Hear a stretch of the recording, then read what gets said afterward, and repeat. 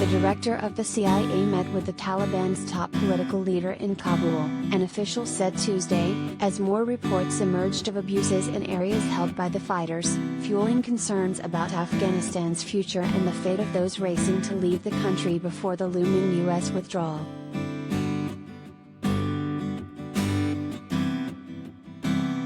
A Taliban spokesman dashed hopes that an American-led evacuation could continue beyond an August 31 deadline to allow more time for Western powers to get their citizens and vulnerable Afghans out of the country. Recent days have seen a flurry of efforts to speed the chaotic operation at Kabul's airport, where scenes of desperation have highlighted both the disarray of the American pullout and fears that the Taliban will again impose a brutal rule.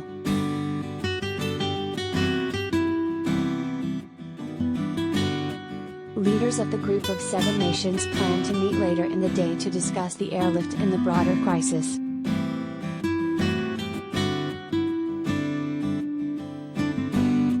While details of William Burns' discussion with Mullah Abdul Ghani Baradar on Monday were not released, the meeting represents an extraordinary moment for a CIA that for 2 decades targeted the Taliban in paramilitary operations.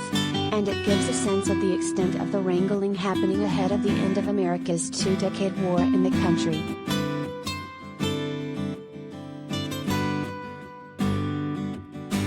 The CIA partnered with Pakistani forces to arrest Baradar in 2010, and he spent 8 years in a Pakistani prison before the Trump administration persuaded Pakistan to release him in 2018 ahead of peace talks.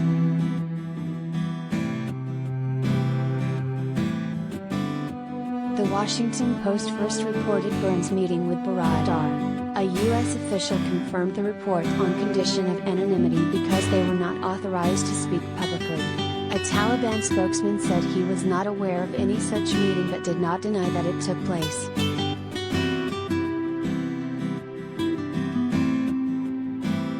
In the wake of their stunning takeover of Afghanistan, Taliban leaders have promised to restore security and tried to project an image of moderation, but many Afghans are skeptical, and thousands have raced to the airport to flee the country.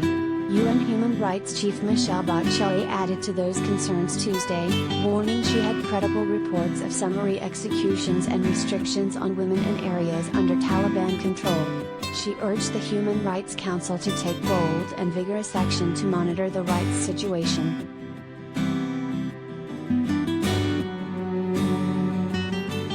Bachelet did not specify what time frame she was referring to or the source of her reports. It has been difficult to determine how widespread abuses might be and whether they reflect that Taliban leaders are saying one thing and doing another, or if fighters on the ground are taking matters into their own hands.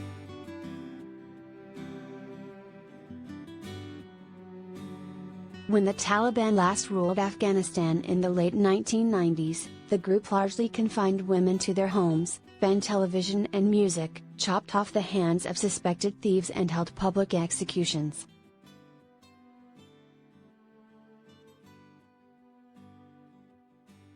Later Tuesday, G7 leaders will discuss the crisis in Afghanistan, as European leaders press the US to consider delaying its withdrawal to allow more time to evacuate those desperate to leave.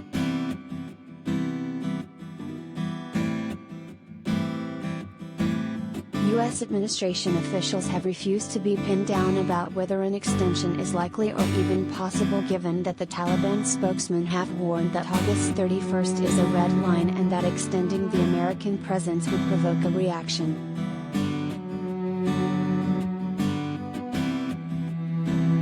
On Tuesday, Taliban spokesman Zabihullah Mujahid said again that his group would accept no extensions to the deadline.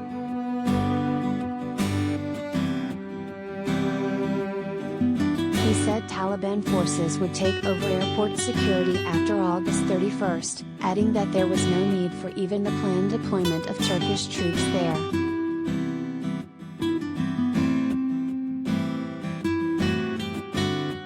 German Foreign Minister Heiko Maas said the majority of local staff who worked for his country in Afghanistan haven't yet gotten out, and called Tuesday's meeting very important for discussing international access to the Kabul airport beyond the end of August. Britain's defense minister separately has called the deadline a mistake.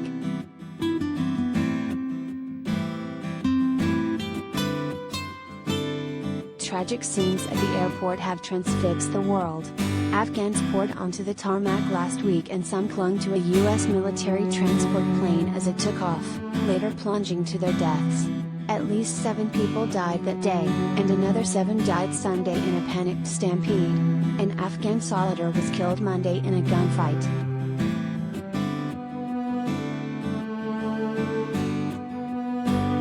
Underscoring the fears of those seeking to flee, Bachelet cited reports Tuesday of summary executions of civilians and former security forces who were no longer fighting, the recruitment of child soldiers, and restrictions on the rights of women to move around freely and of girls to go to school.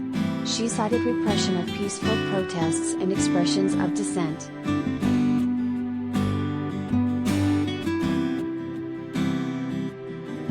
She called for strong action to investigate reports of rights abuses.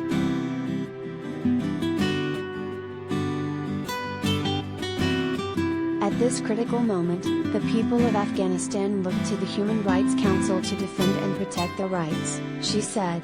I urge this council to take bold and vigorous action, commensurate with the gravity of this crisis, by establishing a dedicated mechanism to closely monitor the evolving human rights situation in Afghanistan.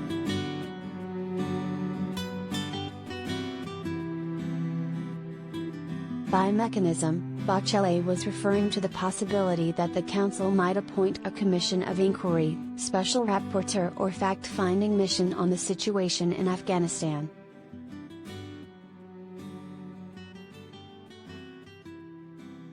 While advocacy groups like Human Rights Watch echoed such calls, a draft resolution at the Council stopped far short of intensified scrutiny, and appeared to push back any deeper look at the rights situation until next year.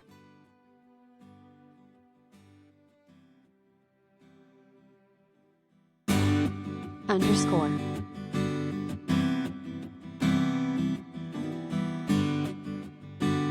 Merchant reported from Washington, Keaton from Geneva and Fayez from Istanbul. Associated Press writer John Gambrell in Dubai, United Arab Emirates contributed to this report.